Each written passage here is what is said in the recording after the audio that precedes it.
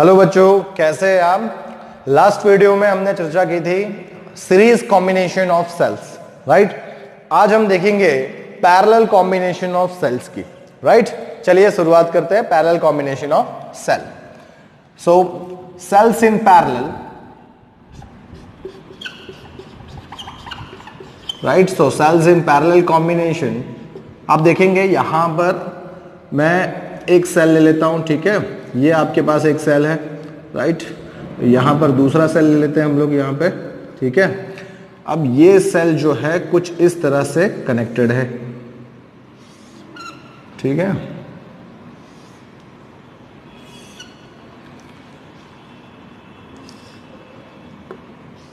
Right, ये जो पहला सेल है इसको आप देखेंगे, इसका जो एप्सिलॉन है, राइट, वो क्या है एप्सिलॉन 1। इसका जो एप्सिलॉन है वो क्या है एप्सिलॉन 2, क्लियर। अब इसका जो इंटरनल रेजिस्टेंस है वो मेरे लिए R1 है, इसका जो इंटरनल रेजिस्टेंस है वो मेरे लिए R2 है, क्लियर। अब आप देखेंगे यहां पर सेल में जो कॉम्बिनेशन में जो करंट है वो कुछ इस तरह से आई फ्लो हो रहा है। जैसे ही वो करंट इस जंक्शन में आता है, जंक्शन किससे कहते हैं, आप देखेंगे जंक्शन दो लाइन का इंटरसेक्शन जो होता है वहां पर जंक्शन बनता है। आप देखेंगे यहां पर आपको 3 लाइन दिख रही है तो ये जंक्शन पॉइंट हुआ आपके लिए, राइट। कॉम्बिनेशन 3 लाइन इंटरसेक्ट हो रही है तो यहां इस वजह से क्या होगा, करंट जो है वो यहां पर डिस्ट्रीब्यूट होगा।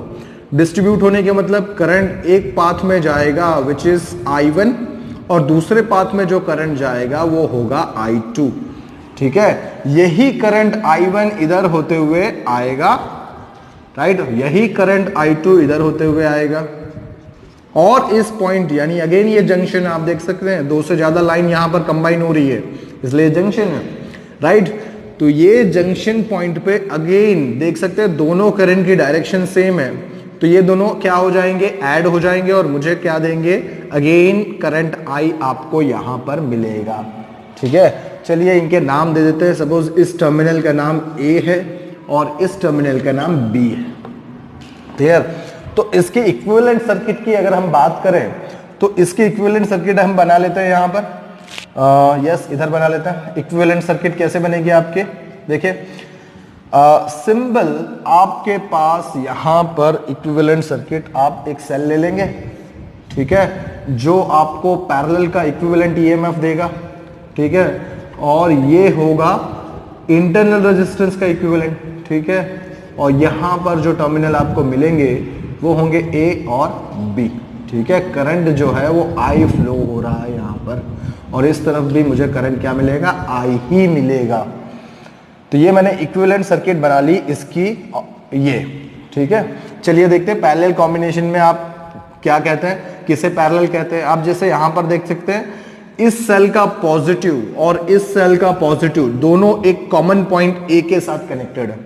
इस सेल का नेगेटिव और इस सेल का नेगेटिव, दोनों सेल्स के नेगेटिव किसी दूसरे कॉमन पॉइंट पर है। मतलब हम कह सकते हैं when the two cells of positive and the two cells of negative are having common terminals then they are connected in parallel, right। वही बात हम लिखेंगे, when positive terminal of two cells and negative terminal of two cells are having common terminal, then such connection or combination is an parallel combination or connection, ठीक है। चलिए तो ये बात हुई पैरेलल कॉम्बिनेशन की। अब इसे हम कैसे सॉल्व करेंगे, देखिए यहां पर आप क्या देख रहे हैं, जो करंट I है that is split into I1 and I2। या तो ऐसे कह सकते हैं कि जो करंट I1 और I2 है ये दोनों आपको करंट I दे रहे हैं।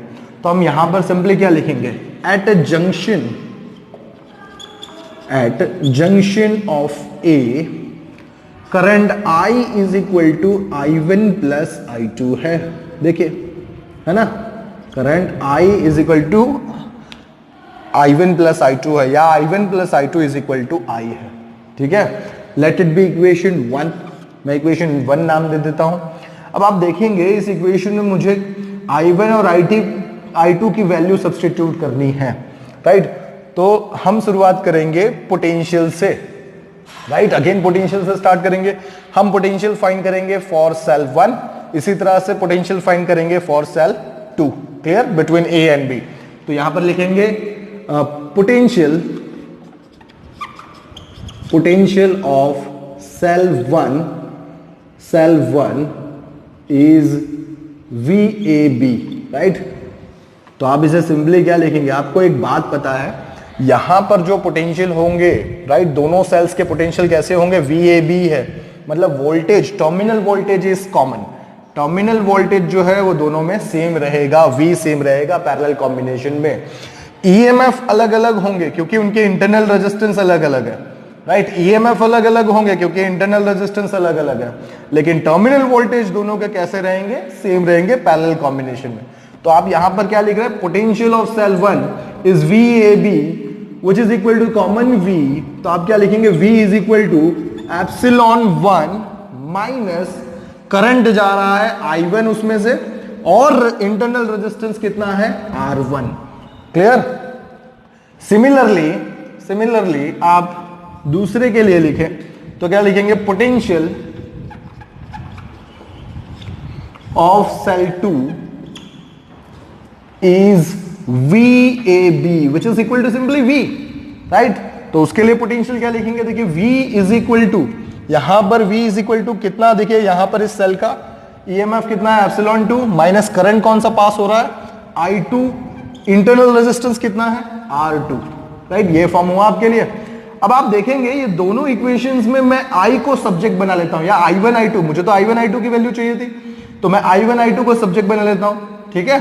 तो मैं यहां पर अगर I1 को सब्जेक्ट बनाऊंगा तो क्या होगा, देखिए I1 is equal to, this is epsilon 1 minus V by R1 आएगा, ठीक है। इसी तरह I2 क्या आएगा, यहां पर I2 is equal to, this is epsilon 2 minus V by R2 आएगा। देखिए मुझे I1 I2 दोनों की वैल्यू मिल गई है। अब मैं इस इक्वेशन में रख सकता हूं, तो लिखेंगे हम लोग putting value of I1 and I2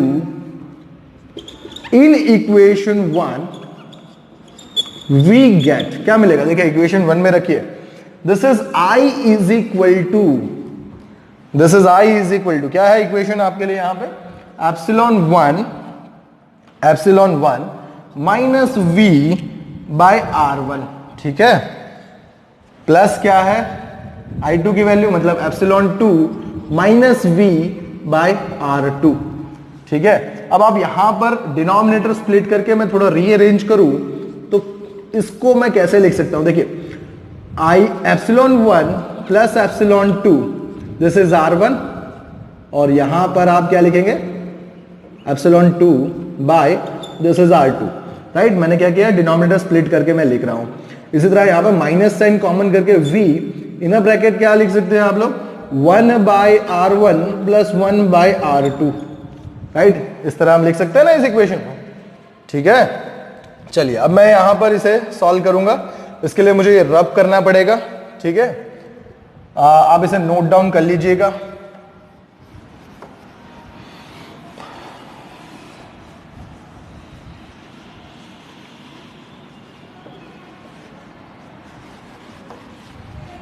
देखिए क्या लिखेंगे, therefore current I is equal to, क्या हो रहा है यहां पर, इस टर्म को मैं ऐसे लिख सकता हूं, इन दोनों के बीच में अगर मैं एलसीएम लूं तो क्या होगा, this is epsilon 1 R2 plus epsilon 2 R1 by R1 R2, ये फॉर्म होगा।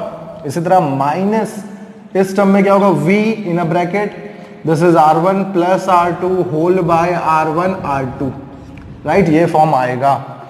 अब इस इक्वेशन में अगर मैं V को सब्जेक्ट बनाऊं, इस टर्म को यहां पर ले जाऊं, तो this is v in a bracket r1 plus r2 whole by r1 r2 is equal to क्या होगा, epsilon 1 r2 plus epsilon 2 r1 whole by r1 r2 minus of i, ये फॉर्म आएगा।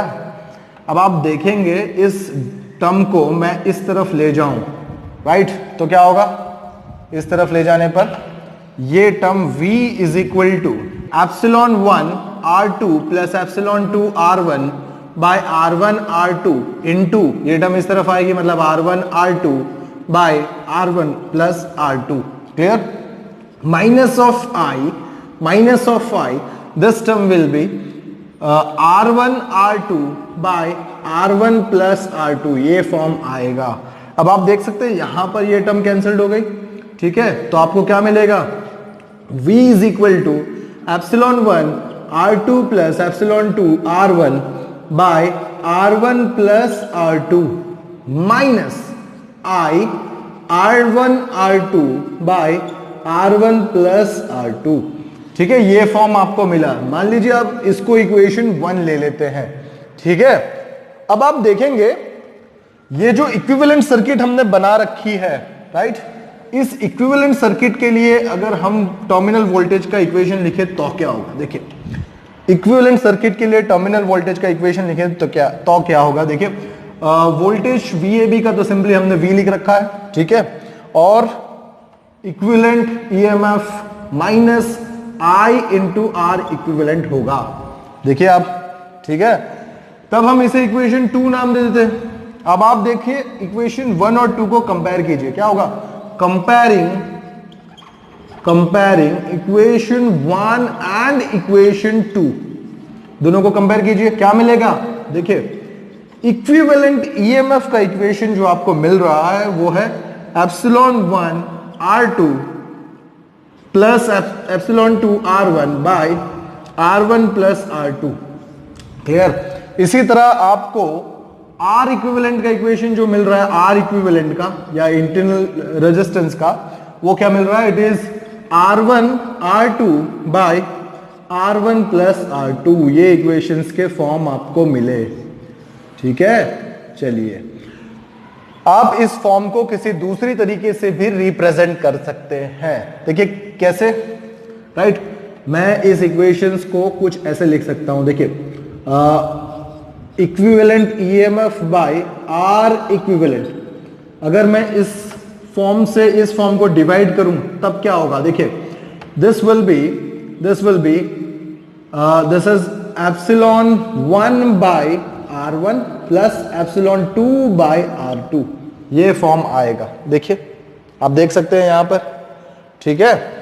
और इसी तरह क्या होगा, 1 बाय, मैं यहां पर लिखता हूं, राइट, R इक्विवेलेंट को आप क्या लिख सकते हैं, देखिए, R इक्विवेलेंट को भी आप कुछ इस हिसाब से लिख सकते हैं, that is 1 by R equivalent is equal to 1 by R1 plus 1 by R2, ठीक है। देखिए ये फॉर्म इसी तरह से लिख सकते हैं हम लोग यहाँ पे, इस फॉर्म को, ठीक है, और इस फॉर्म को हम इस तरह से भी लिख सकते हैं, ठीक है। चलिए, अगर n फॉर्म्स हो, n फॉर्म्स के लिए, या आप कहें m टाइम्स,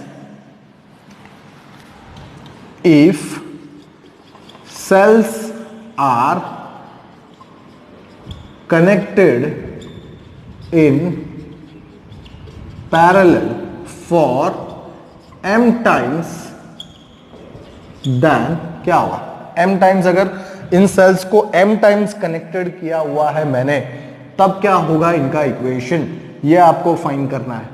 तो क्या होगा, देखिए आप इस फॉर्म में देखेंगे equivalent, that is by R equivalent, this इस फॉर्म को मैं लिख रहा हूं, this is epsilon 1 by R1 plus epsilon 2 by R2 up to epsilon m by Rm होगा, क्लियर। चलिए, इसी तरह से आप देखेंगे अगर इक्विवेलेंट इंटरनल रेजिस्टेंस के लिए लिखना है तो आप क्या लिखेंगे, this will be 1 by R1 plus 1 by R2 up to 1 by Rm लिखेंगे, ठीक है। चलिए, तो ये सारे इक्वेशंस हमें यहां पर मिल गए। अब हम बात करेंगे maximum current which will be drawn from parallel combination of cells. Clear? चलिए इसे मैं रब कर दे रहा हूं।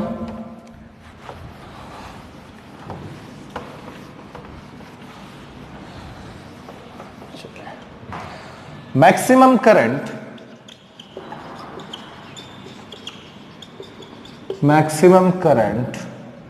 in parallel combination of cells, right? चलिए maximum current in parallel combination of cells में हम बात करेंगे। let m cells of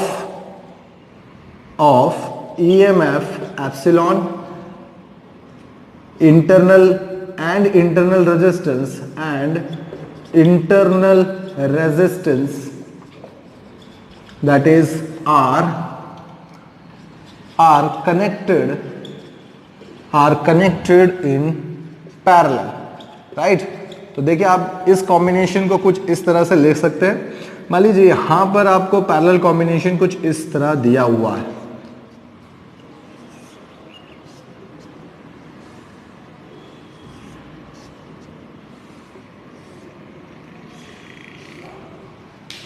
right. इसको थोड़ा मैं ऐसे बना लेता हूं, ठीक है। अब आप देख रहे हैं यहां पर ये कॉम्बिनेशंस कुछ आपको इस तरह से दी हुई है,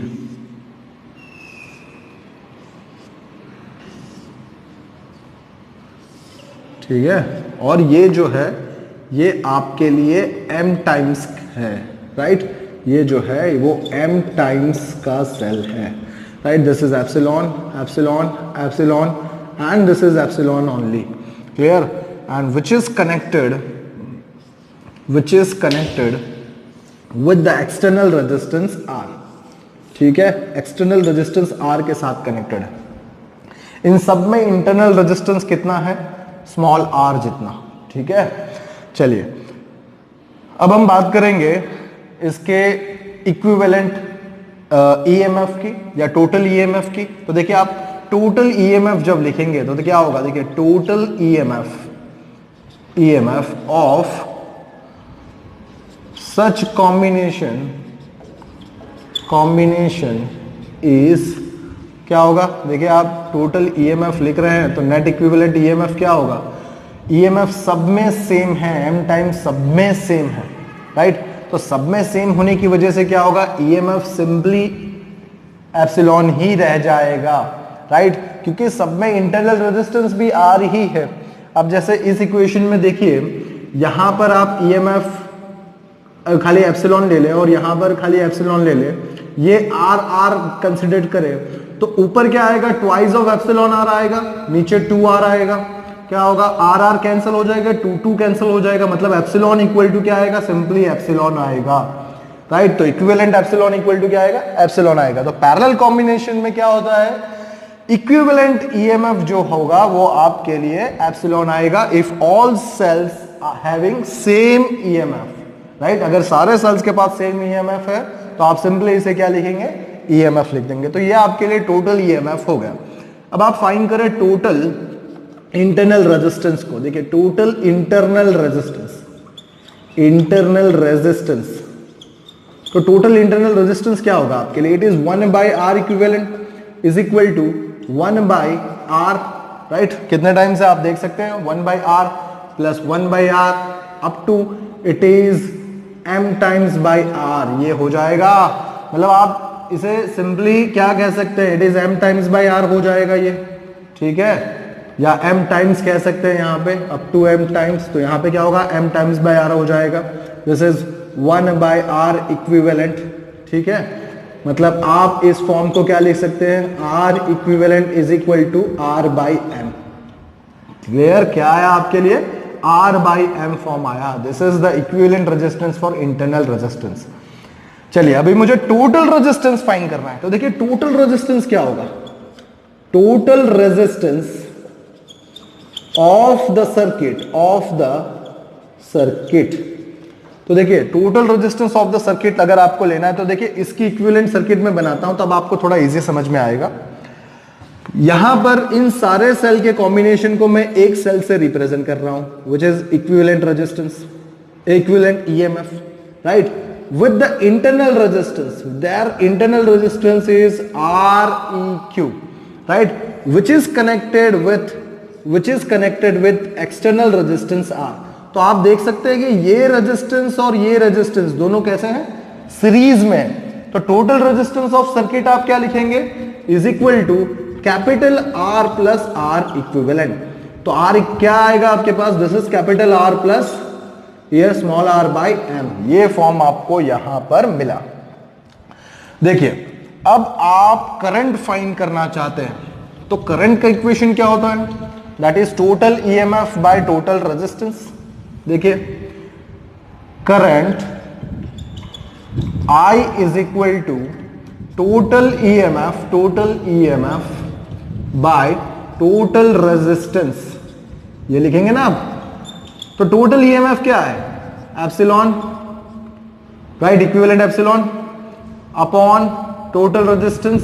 तो वो क्या है आपके पास, capital R plus this is यहां पर स्मॉल r बाई m, ठीक है। आप देखेंगे यहां पर ये equation I is equal to equivalent कितना है, ऑलरेडी एप्सिलॉन लिख रखा है, तो यहां पर क्या आएगा एप्सिलॉन बाई, इसको मैं एलसीएम ले लूं तो this is mr plus r into M हो जाएगा, ये फॉर्म आपके पास आएगा। क्लियर, देखिए मैंने यहां पर इसको एलसीएम लिया और डिनोमिनेटर गोज टू न्यूमरेटर, तो आपको ये करंट का इक्वेशन मिला, ठीक है। चलिए अब हम बात करेंगे स्पेशल केसेस की, इसे मैं रब कर दे रहा हूं यहां पर, स्पेशल केसेस डिस्कस करते हैं हम लोग।